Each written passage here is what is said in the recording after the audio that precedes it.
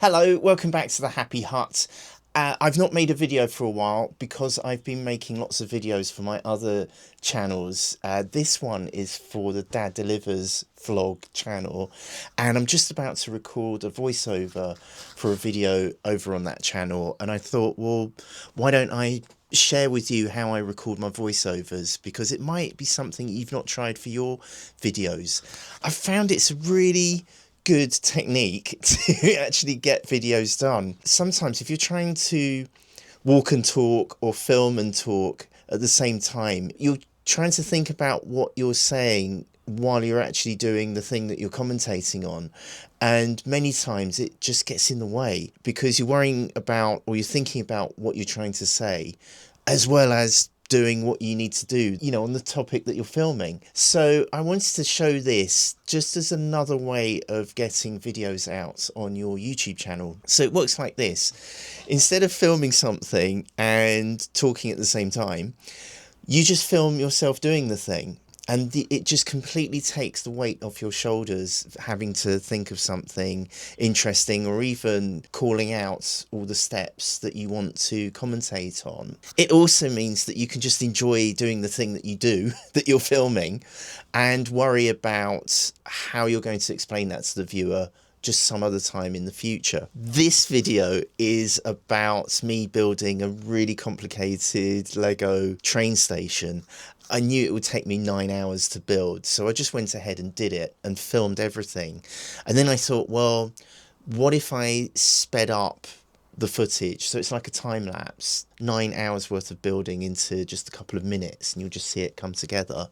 And it worked really well. It looked really good. But looking at the footage now, it just feels a bit plain. So I'm going to record a voiceover at the beginning to explain what I'm doing and point out some of the things that I want to point out. And I'm doing that with this. It's a DJI Mic 2, and it actually comes with the DJI Pocket 3 camera that I'm filming this on. I just thought, well, why don't I turn the camera on, and then you can see how I do this, because it might be something that you want to do for your videos. So I've got the edit up here. I've moved to DaVinci Resolve. Tell me in the comments if you want me to talk about moving to DaVinci Resolve. It's very similar to Final Cut Pro, which is what I've been using for the last 5 years.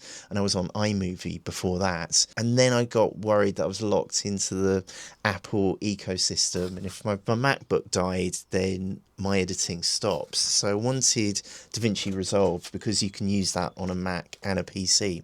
So I've edited the footage here, and I've actually got it playing out on my laptop down here. So I've got a big screen version while the edit is playing through. So I can have the footage playing here while I'm commentating, and I'll just commentate on the footage. The other reason that I wanted to do this, YouTube takes all kinds of cues to decide what your video is about, what you write in the description. For a long time, it's been really good at analysing the footage and being able to tell what the subject matter is just by looking at the visuals.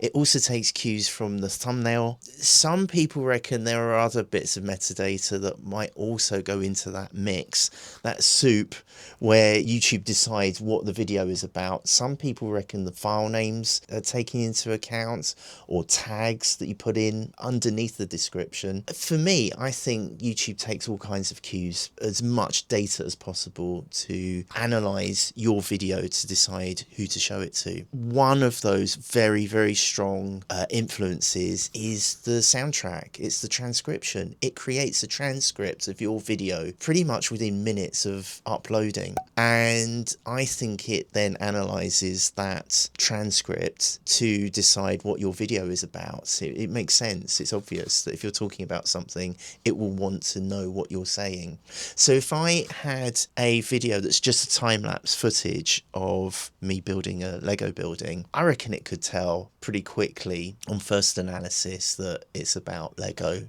But with a soundtrack on top of that, it has extra data to go on, and keywords and buzzwords and phrases. So I think recording a voice on something that is just essentially B-roll footage will help bump up its Google juice. This technique, I've done it also within videos where I might do a piece to camera. So I'll talk to camera like this, and then I'll cut to footage and I'll voice that over later on, so I don't have to worry about thinking of something to say. You don't have to do this, but I've made little notes just to help guide me. I don't need to get it right first time. I can edit this voiceover. So I'm going to vamp. In the industry, we call it vamping. I'm going to vamp on these keywords, these key phrases. I don't know if you can see them. And I've got 2 post-it notes worth here. I feel slightly self-conscious that you're here watching it, but I just wanted to show this process because this is another way of making videos that you might not have considered. And you can just watch over my shoulder. Maybe I'll put it in the footage on screen, but I'll leave the fluffs in so you can see how this goes, how this rolls. When I do voiceover, I like to smile. The emotion that your body is carrying will definitely come out in your voice. Or just raising my eyebrows, just to, it just gives you a bit of energy. I've got a really creaky chair as well. I always want to belch just before I start. This is Brickester Station. It's also known as the meeting point. I want to call this Lego Station Brick Cross, but that's a whole other Lego design. See, I've gone wrong there. So I'll go back.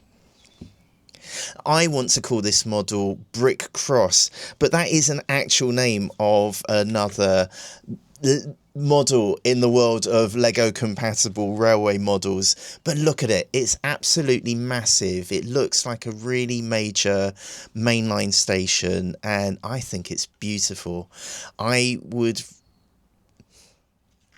This is originally a Lego Ideas design, but now it's a G-Star set. I've not heard of that brand either, but they're pretty big in the world of construction bricks that are compatible with Lego. And this set is the 89154.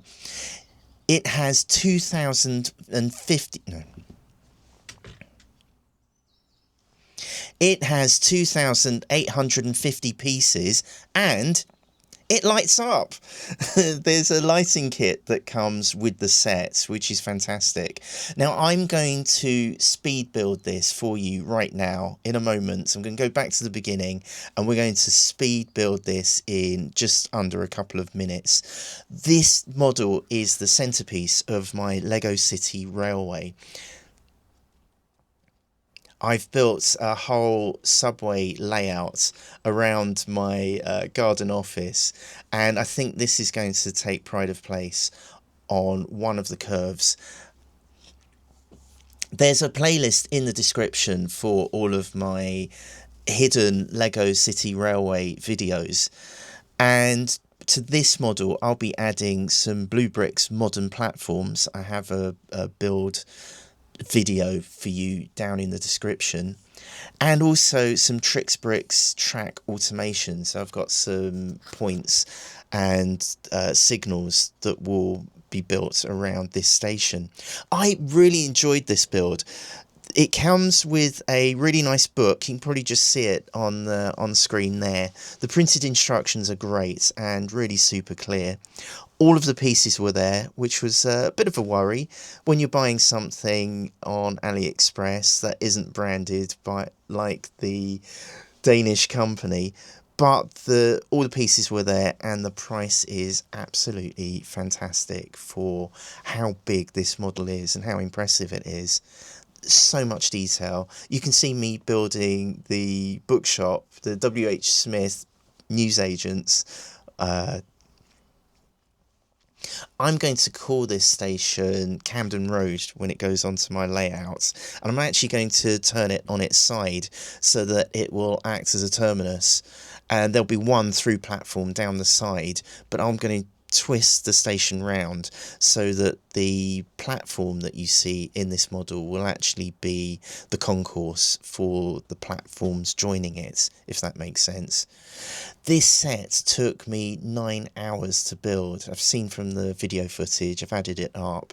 I did it over a number of days, and it was just so much fun. There's so many little interesting techniques here, and I think the intricate detail of some of these rooms, I'm not even going to see them because it's just going to be on the corner of my layouts, but you can see it from a distance.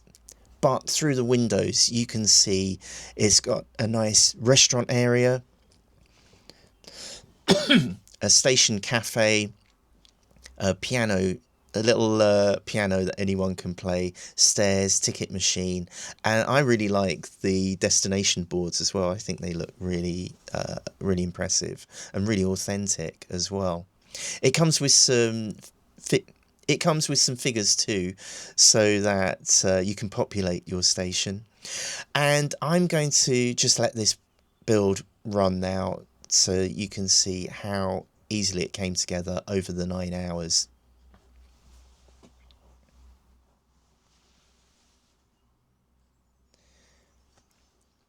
If you like videos like this, give me a thumbs up. If you like videos like this, feel free to put a thumbs up or hit the subscribe button, because my videos on my Lego builds just get no views whatsoever. So I do appreciate you watching along, and say hi in the comments. It'd be great to hear from you. But I'll just be quiet now and just let the building commence.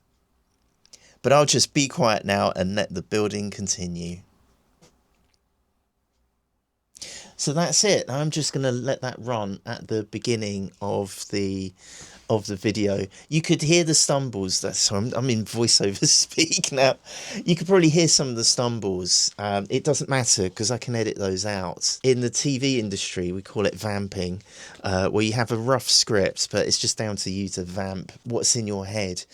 What's interesting is that I find that if you speak naturally, so you don't script it to the word, your brain tends to edit what you say. People don't really mind.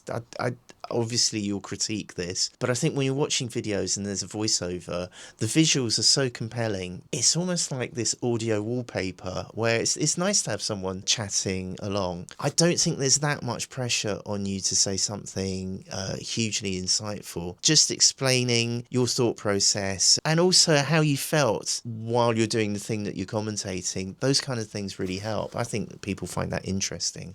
What do you think? Is this something you might want to try for your videos? Is it something you do already? Do you have any tips for anyone watching this video? Is this something that you think you might try for yours? Thank you for hitting the thumbs up or the subscribe button if you've reached this point of the video. And all my tips for you YouTube creators, they're down in the description, and right here is what YouTube knows you want to be watching next.